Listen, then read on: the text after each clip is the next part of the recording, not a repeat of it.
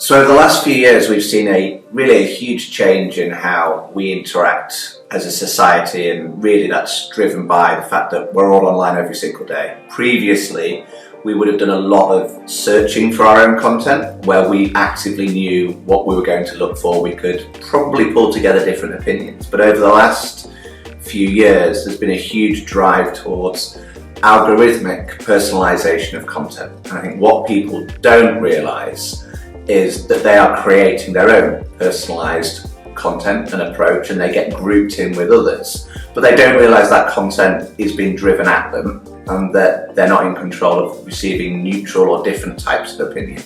And that's going to be a really big challenge. I don't think the challenge is that we should stop doing that, because ultimately every social platform, every app wants you to engage more. And if you continue to engage with content, it's going to continuously give you more of it.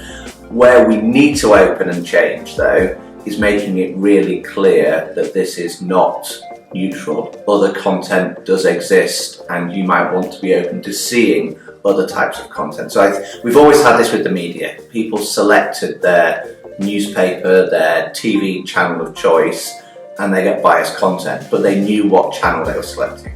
The algorithmic side of things, people almost think that is the only opinion that exists, and that's what everyone else believes. So I think being more open with people as to why they're seeing content, what other types of content are available, and the fact that they are within an echo chamber, and that content has been generated for them or types of people like them that share their interests is going to be really, really important. So being more open about why they're seeing content and that other content exists, I think, is the real challenge for platforms and society as a whole.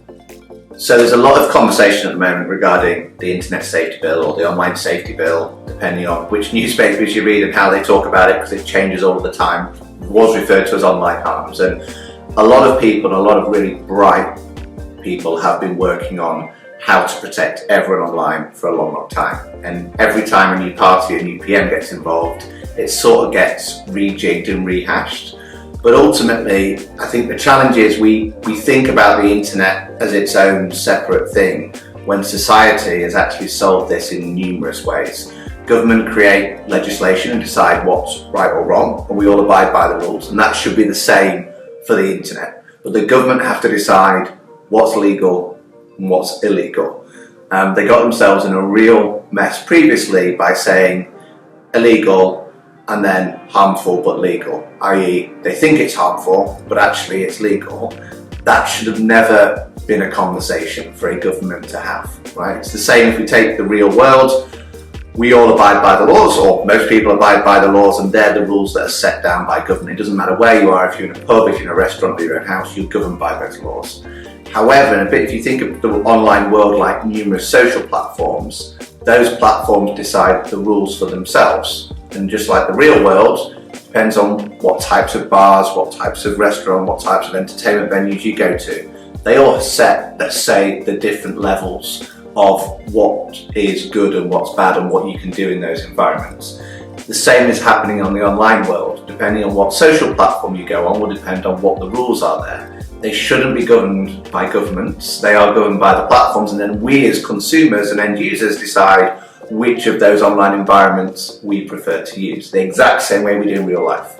If you go to Disneyland, Disney World, you're going to behave very differently than if you're at certain parts of a football stadium.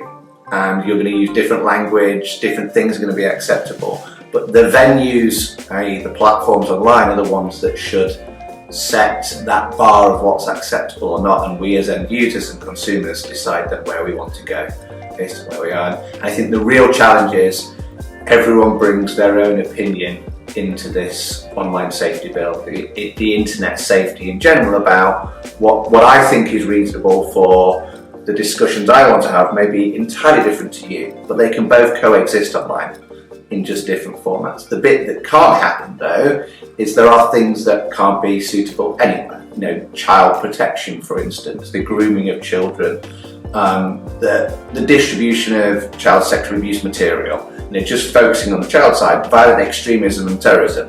That's the side that the government need to say, this is illegal, it's not acceptable anywhere, And if it is happening on platforms, they need to do something about it, and they need the powers to make sure that platforms do abide by those rules. But they keep getting this really complicated view, which is they're bringing their own opinions as to what they believe is harmful versus legal.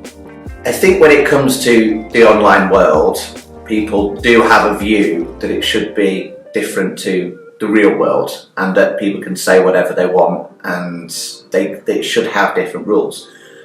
From my perspective, there is no difference saying something publicly out in the street than there is saying something publicly online. If you're going to cause offence to people or incite a crime from happening. So I think when we talk about, the big conversation is always about freedom of speech. We have freedom of speech in public life every single day. People can say, to a degree, whatever they want, and that should be the same in the online world. But we also have rules that say, if you incite hatred, if you are essentially putting someone in a position where they feel scared or they feel frightened, you are not allowed to do that in the public world. And I personally don't see why you should be able to do that in the online world. This is not about freedom of speech. We have freedom of speech every single day. Wherever you go, freedom of speech exists. That should absolutely exist online. But we also have some rules that mean that we're all safe and we can all go about our day-to-day lives without being intimidated or shouted at or feel that we can't do something. So I'm really against when people wave the sort of freedom of speech flag as a way of that they can get away with anything, because that's ultimately what they're trying to do, which is, no, it's fine because it's online and we should be able to say one. That doesn't happen anywhere in the world, and it doesn't happen certainly in the UK. If you do or say certain things that are against the law, you can no longer do that. That has stopped. It should be the same in the online world from my perspective. I think what we've seen with the tech landscape over the last few years, and certainly what's happening now, is a rebalancing. Over the last few years, I think the power has been very much with almost the employees, not the employers.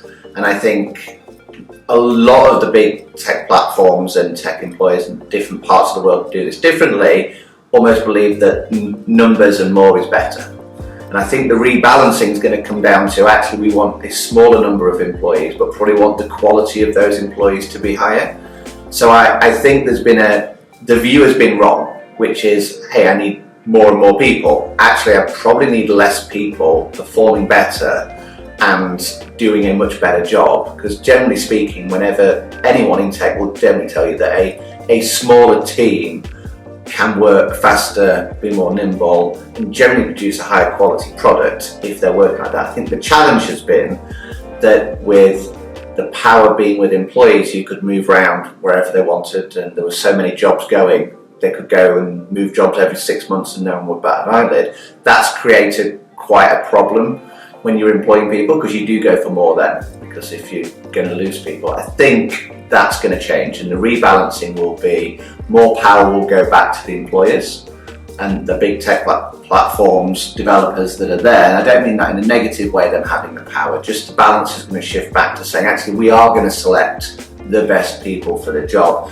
and there does need to be more competition in the marketplace. And I don't mean that from the competition switch from we're going to pick the best employees to, hey, I've got 10 job offers, which one do I want to go through, and I don't particularly care which one I pick, because if I don't like it, I'll go somewhere else. That needed to change. It is going to change, and that means that employers will be more selective and picky on the employees that do get that job, and I think that'll be good for everyone. But ultimately, probably taking on too many people too quickly, where the quality bar had been lowered because everyone was worried about someone else getting more employees or a bigger team than they were. So a rebalancing is in order, but I think that'll be good for everybody. And actually ultimately employees as well. It needs to go a bit back to where it was, which is you're going to try really hard to get your next job, and the employer is going to make sure they try really hard to get you. Having both of those viewpoints or both of those beliefs is a lot better for everyone.